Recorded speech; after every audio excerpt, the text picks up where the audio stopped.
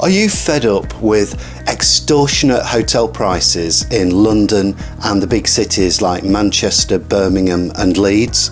Well, let's face it, we're all fed up with these extortionate hotel prices, but I've got some great news for you, so keep watching.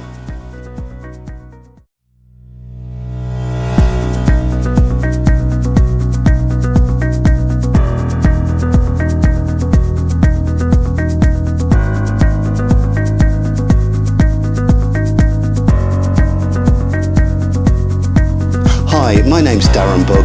Welcome along to another edition of Business Success Secrets. Now this week I'm talking about hotel prices, and although my channel is mainly aimed at business people, the information I'm about to give you could just as easily apply to people who just want a cheap hotel somewhere in the United Kingdom.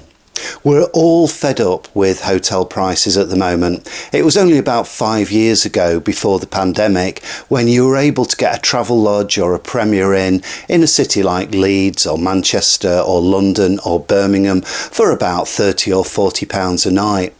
But now in some of these big cities you can pay well over £100 just for a basic budget hotel. In fact, I've seen travel lodges in London go for nearly £200 on just for one evening, and that is, for example, on a Friday or Saturday night when there's a big event on in London. I mean, these are luxury hotel prices, and that's what Travelodge are asking for what is just basically a very, very basic budget room.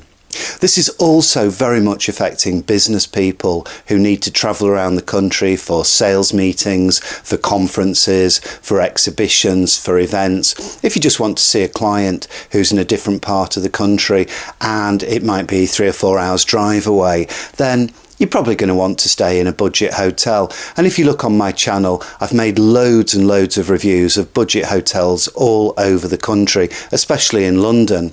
And I've just been amazed at how much prices have gone up since the pandemic. But fear not, because I've got some fantastic news for you. I believe from my research that prices are about to drop. And if you keep watching till the end, I'll give you a bit more information about when I think they're going to drop. But first, why are the prices so expensive at the moment anyway? Well, there's a big elephant in the room, and this is what it is. The elephant in the room is something that a lot of people don't really want to talk about, but I think it's important to talk about it because this really is the main reason that hotel prices are so expensive in the UK, and especially when we're referring to budget hotels like Travelodge, Premier Inn, Ibis, Best Western, the places that are maybe 2-star, 3-star, 1 or 2 4-star hotels, but mainly what are regarded as budget hotels. The elephant in the room is supply and demand. And the point is, at the moment, we have too much demand and not enough supply. Well, it's unlikely that over the next couple of years these hotel chains are going to be building many more hotels, so supply is basically not going to go up that much. That's a fact. So where's the demand come from? Well, anything I'm about to say now, I must just point out, this is meant in a very non-political, non-judgmental way. I'm just stating facts. There's absolutely no politics involved. But we have to be honest, the reason that there is too much demand is because there are an awful lot of people living in budget hotels at the moment who are basically asylum seekers or refugees or whatever you want to call them. Now, the fact that they're here is nothing to do with this channel. This is a business channel, so there's no politics involved. You can make your own decisions on what you feel about the political situation. But there's no doubt that this is the situation which is responsible for the high prices.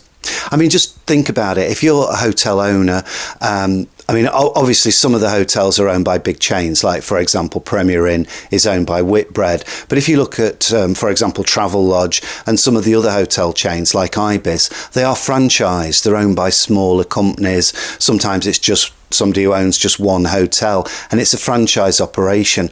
And if the government come along and say, we can give you near 100% occupancy, then there is going to be an issue, because obviously, if you've got near 100% occupancy, you're not particularly going to sell off what rooms you have left at a budget price. Why would you? Why would you? If you've got 95% occupancy with asylum seekers, then that other 5% of rooms, you can charge what you want, really, because you know that at the end of the day, you'll find some businessman or some person who's travelling and needs somewhere urgently to stay, and they'll pay whatever it takes.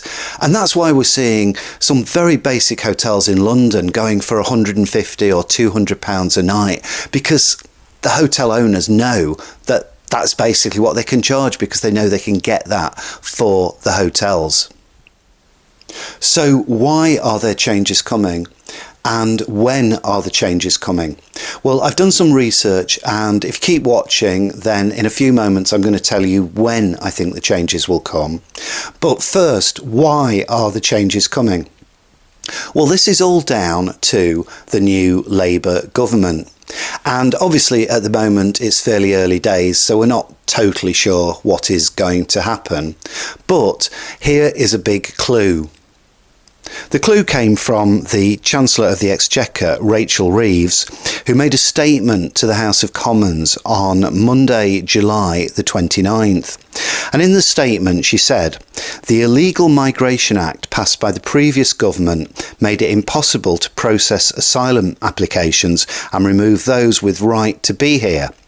Instead, they relied on a doomed policy to send asylum seekers to Rwanda on planes that never took off, leaving tens of thousands of people stuck in hotels on the public purse." She then went on to say, "We need a properly controlled and managed asylum system where rules are enforced so that those with no right to be here are swiftly removed, so we have scrapped the Rwanda scheme, which placed huge pressure on the Home Office budget."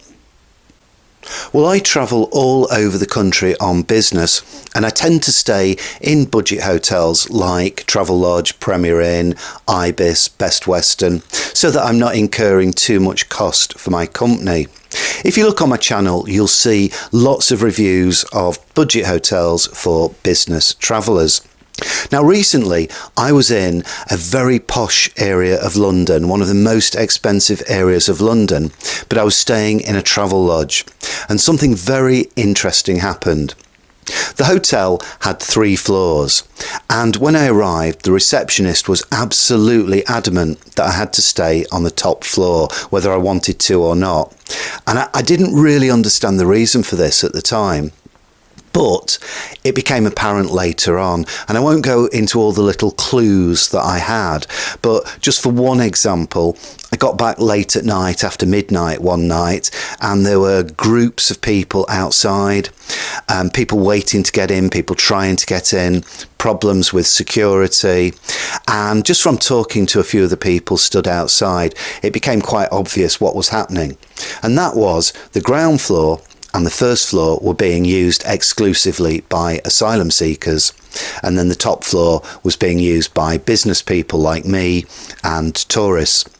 So think about this logically. We're in a very posh, expensive area of London, and a hotel has got guaranteed 2/3 occupancy, at least 2/3, maybe 3/4. So obviously, supply and demand, think about it. You've got very little supply of rooms and a massive demand for rooms, only a few empty rooms left. So obviously the hotel are going to charge an extortionate price for those few rooms that they have left. And of course the rooms were expensive. Now this is the whole point. What is going to happen when Labour eventually get round to moving people from the hotels into the community, which they are committed to doing? It was recently reported in London Evening Standard that Yvette Cooper, the Home Secretary, and Rachel Reeves, the Chancellor of the Exchequer, are very, very determined to get people out of the hotels and into the community. Well, obviously what's going to happen is the hotel will have a massive increase in supply of rooms. And what are they going to do? Well, I don't think they're going to drop the prices as such. But what I think they'll do is have lots of promotions, lots of offers, lots of discounts, lots of ways of making the rooms cheaper without actually dropping their prices. I think we'll see a lot of sales and promotions, that type of thing. And I've been monitoring this on my database of budget hotels throughout the country. And something I've noticed is that there seems to be a big change in pricing around about spring of next year. And I think the hotels know something that we don't know. There just seems to be something going on around about March or April. Now, this might be something to do with the end of the financial year and the start of a new financial year, or it might be that they have information that we don't have. But whatever it is, I detect that something strange is going on from about next spring. So what I'm going to do is keep monitoring it on this channel. And if I see any special promotions for business people or just for tourists generally, I'm going to publicise it on this channel. I'm going to keep you informed of what's actually going on, because I suspect that we are going to see some big changes in a few months' time. And I do think the government are going to go ahead with this plan to move all the asylum seekers out of the hotels and into the community up and down the country. So this is going to have a very significant effect on pricing, and it's great news for business people like us who want to travel around the country without incurring too much cost to our businesses. At the end of the day, it's about the bottom line. If you're running a business, you don't want to be spending a fortune when you're traveling around the country meeting clients. So I think there's good news on the way. Please subscribe to this channel, please like, please share, and I promise I will keep you in touch as soon as I find anything out. I'm going to be contacting a few people I know behind the scenes, and I'll be sharing that information as soon as I have it about any falls in prices or any special offers or special promotions for business people at these budget hotels.